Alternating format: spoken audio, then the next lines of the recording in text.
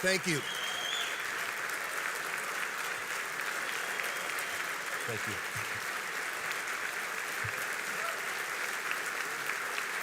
Thank you very much.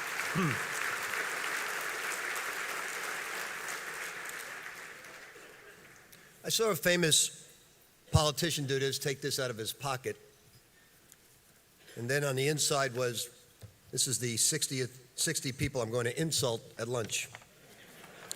But mine's filled with some positive things. What type of positive things? You know, I've kind of been blown away by a lot of different things. Jeff Walz came up and talked about his team, and every year he gets the #1 ranked player in the country or top 5. His team is always ranked top 5. And everywhere we travel in recruiting, invariably a young lady will come up and say, "Coach, can we take a picture with you? We're on the women's basketball team." I said, "Have you checked out the University of Louisville?" And says, "Yes, we know you have a great program, and I'm interested in Connecticut." And they said back, I said, "Yeah, they've got a great coach, but we've got the best coach in the business." And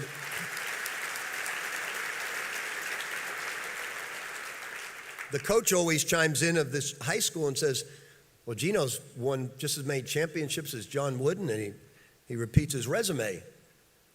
And I said, "He's awesome, but he doesn't coach at Louisville."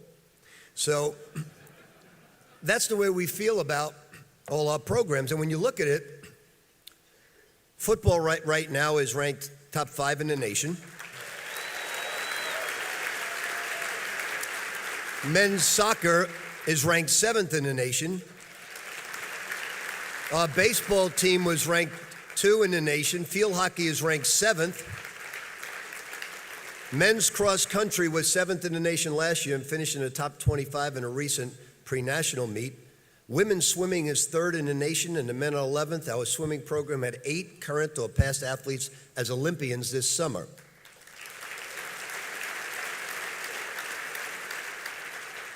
Women's basketball is ranked as high as #2 by ESPN. Baseball and women's lacrosse will be preseason top 25s next year, and we're ranked 14th with an entirely new team this season.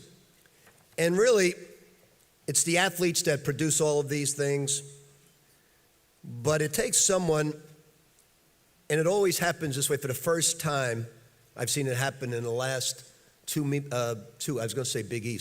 ACC meetings. Every coach came up to me, and when we started talking about things, political, athletic things, not politics, they always invariably say the following: "Well, you've got the best AD in our business." And we really do. Let's have a big hand for Tom Jurich.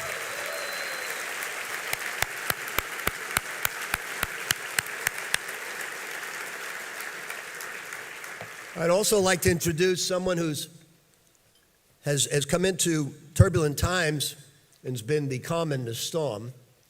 Right now he's taken over the presidency, and he's just first time you meet him, you just not only admire him, but you say he's a great guy. And I said to Kenny Klein, I said, "Boy, this is a tough one for Dr. Pinto to walk into this press conference today." And I said, "Thank God he's Italian." And Kenny said, "No, he's not Italian." I said, "He is now." So Dr. Pinto.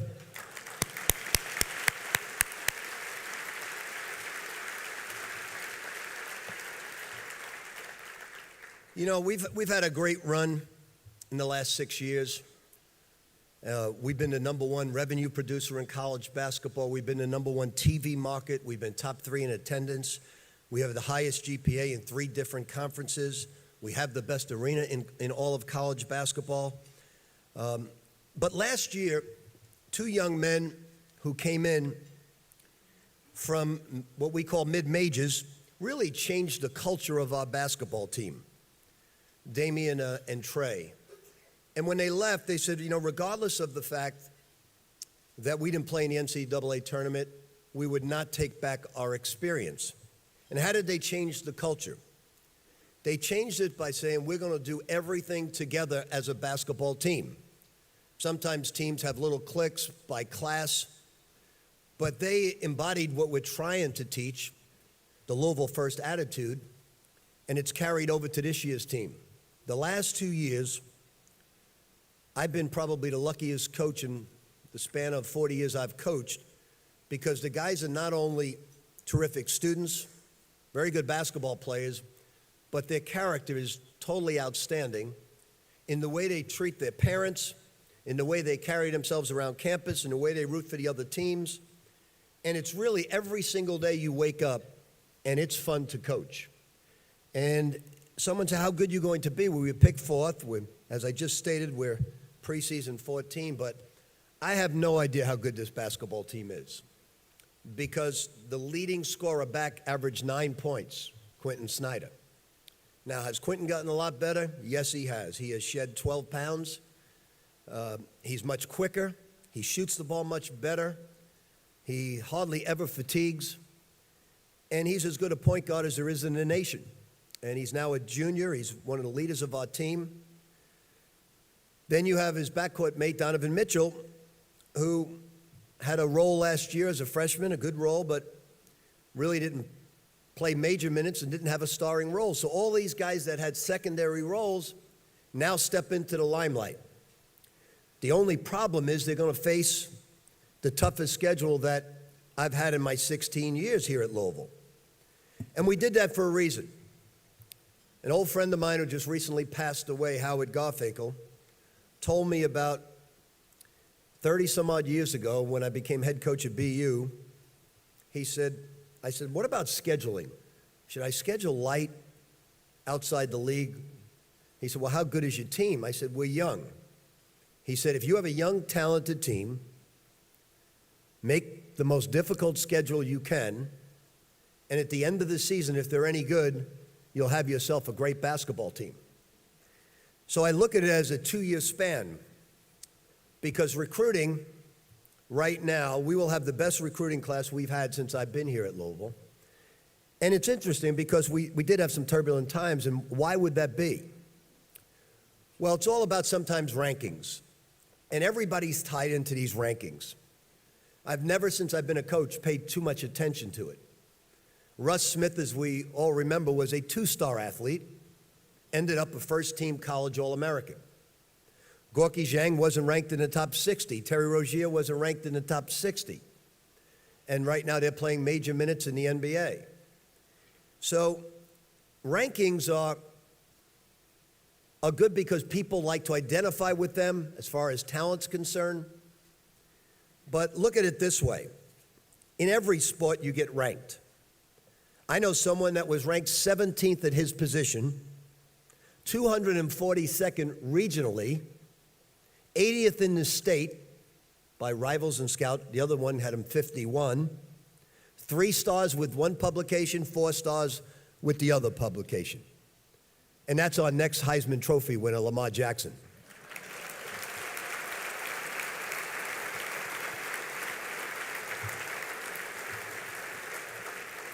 Because rankings don't tell the story of the system that you're going to fit into. And right now, last year, we decided to do certain things to put everything behind us and move forward in a positive way. And we've done that, and there's no better team to move forward to. The great thing about it is they're going to get tested right away. Because when you look at our schedule, and what we did was we wanted a prerequisite of each team we were playing to have 3 starters back, potentially ranked in the top 75 RPI. So we opened with Evansville. They were 25-9 last year. Then we play a very, very tough William & Mary at 20-11. Then Long Beach State at 20-15. And a lot of these teams, when you call them, you find out who's good and who's not good. When you call them, if they say, listen, we need another $5,000 or $10,000 to come in. When you call these teams like Evansville, William & Mary, and Long Beach State, say, just give us the date. You know they're really good. Then we travel to the Battle of Atlantis. Then we play Purdue, a top 15 team. Grand Canyon, at Grand Canyon, they sell out 27-7 last year. Southern Illinois, 22-10. The SWAC winner, Texas Southern, at 18 wins last year. Kentucky at 27-9, Indiana at 27-8. That's way before you get to Pitt twice, Syracuse twice, Duke, Carolina, and on in the ACC. So, as the old coach Everett Case from North Carolina said, take a young, inexperienced team and play a tough schedule, and if they get through it, you'll have a great team at the end of the year. If we don't, Everett Case will never be mentioned again in my lifetime.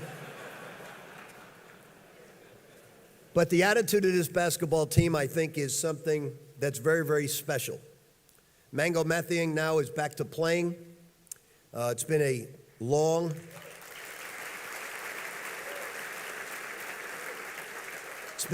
and tedious journey for him, but he's the key to our defense. We're going to play a totally different style of play this year. We had to win the last 2 or 3 years with being the top 3 defensive teams in the country. This team, not that they're not going to play great defense, it's going to be a different type of defense. They're certainly going to give up more points than they've given up because of the tempo of the game. But what we want more than anything else is a low field goal percentage by our opposition, a low three-point percentage by our opposition. Passing is crucial to the success of our team. Now, our first unit, so to speak, and it changes game by game, is really outstanding. The second unit has to come up to par with the first unit because in the last scrimmage it was 116-80. And when I questioned the team about it, they said Coach Johnson had an off night coaching.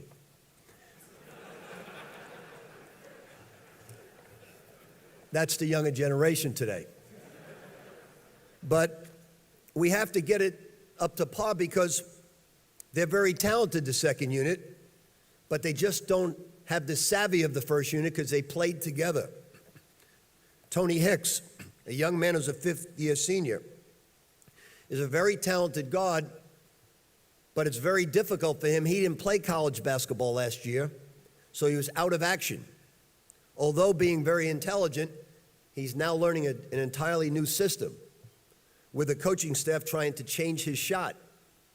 And at times when you try to change something, you get discouraged rather than excited about the fact that you're going to be better at something, indicative of Donovan Mitchell, who last year was a line drive shooter, and I'll venture to say that he's one of the better shooters in the country right now, and I've never seen in a short span of time someone improve his jump shot as much as him. I just wish he could jump and run a little bit better. Donovan also, as you know, has big feet. He has size 16 shoe. And I thought that's why he was getting beat all the time defensively. But then I said, Donovan, how much do you weigh? You're 6'2", and he said, 213. And I said, well, I'll call Bobby Pitino and see if he needs a fullback, but we need a basketball player. So he now weighs 195 pounds. He shed 18 pounds, and he looks great.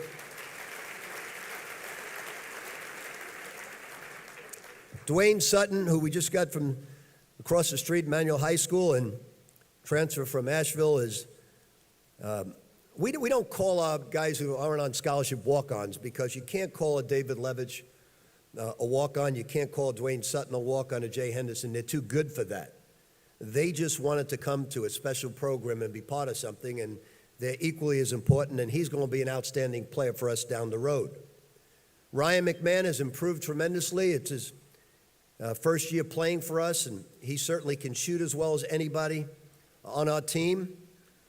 And he's just got to be tougher with the basketball and keep his turnovers down, and he should see playing time this year. Dang Adele is as good a person, as good a basketball player and athlete as there is at his position. Ray Spalding.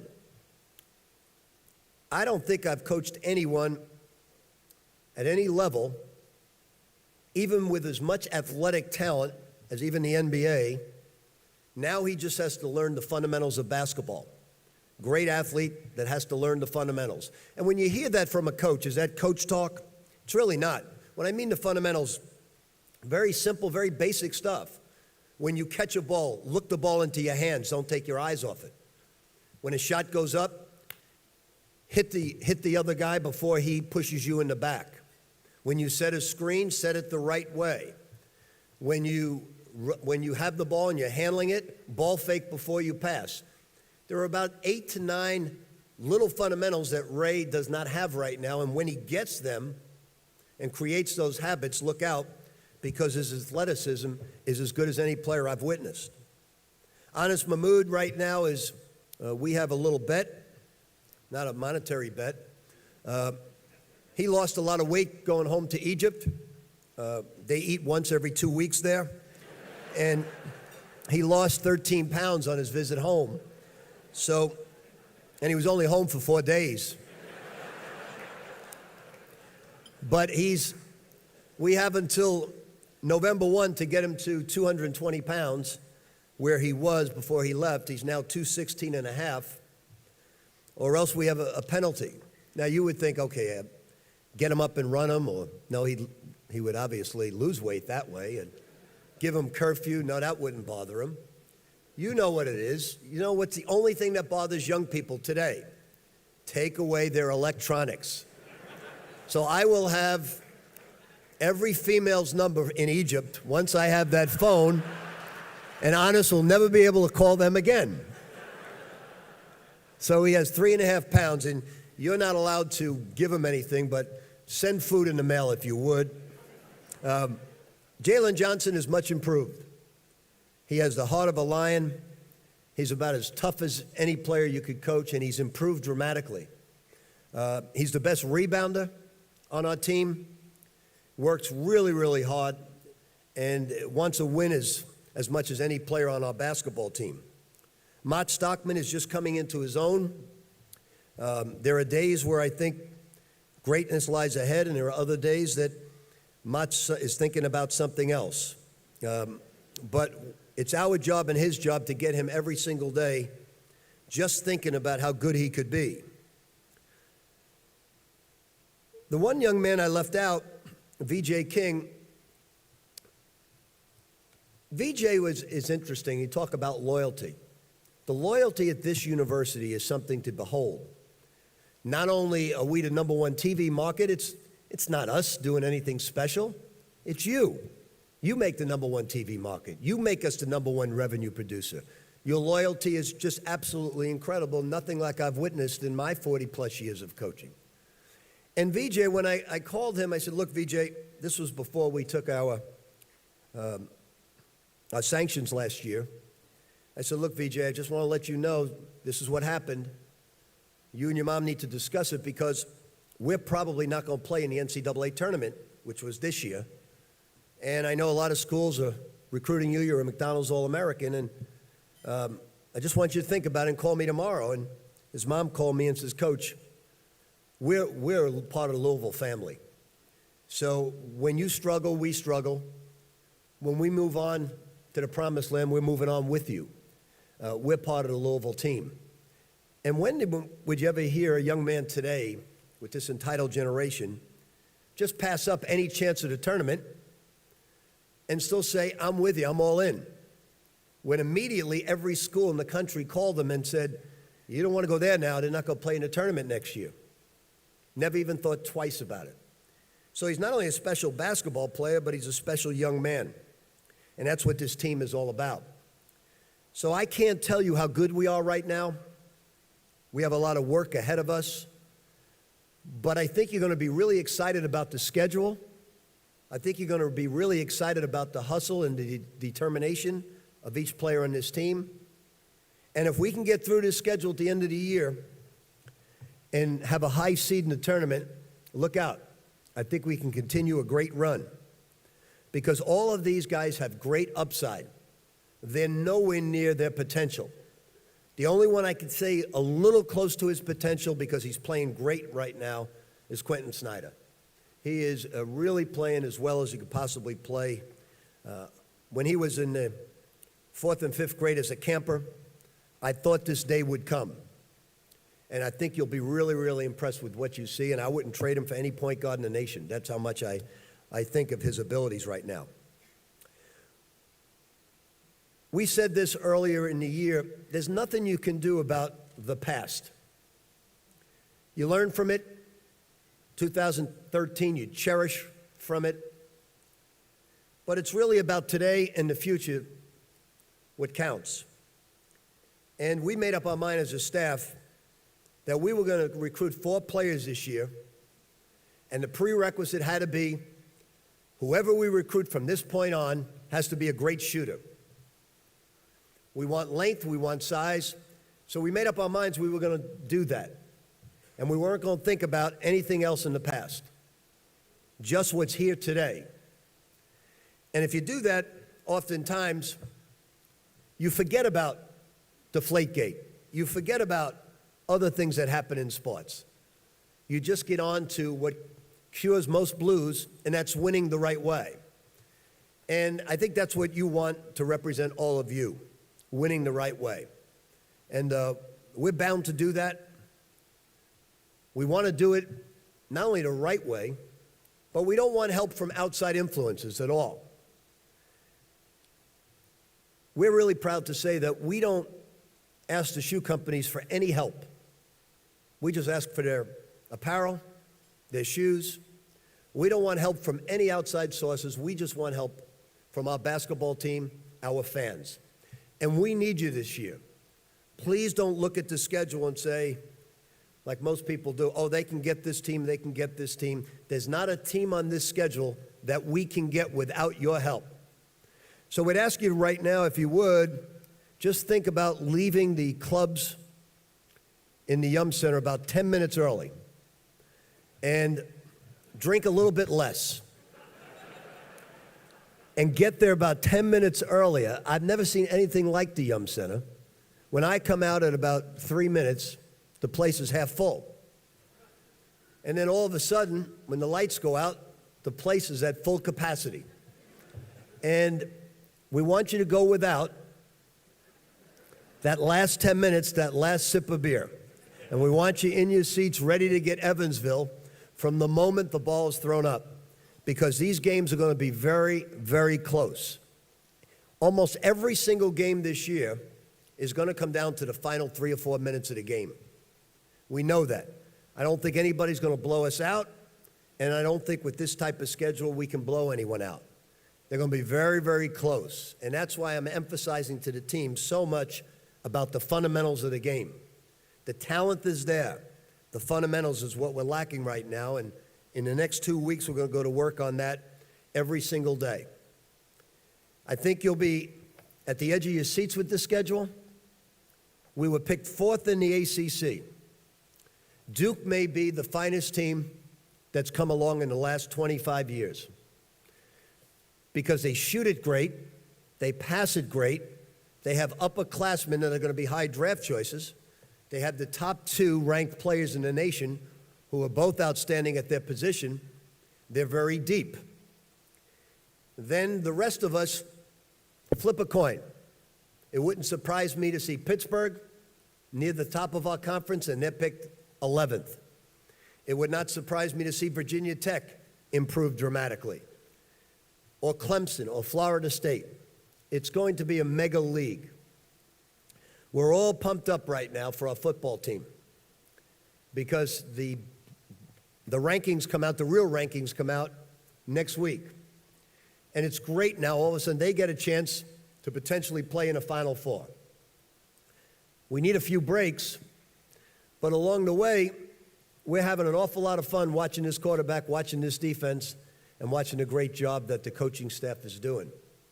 And we have to hope this weekend that some things fall our way. And if that's the start of something big this year, it's going to be very exciting for all of you. I want to thank you because it's been a tough season, tough year. We had to get through an awful lot.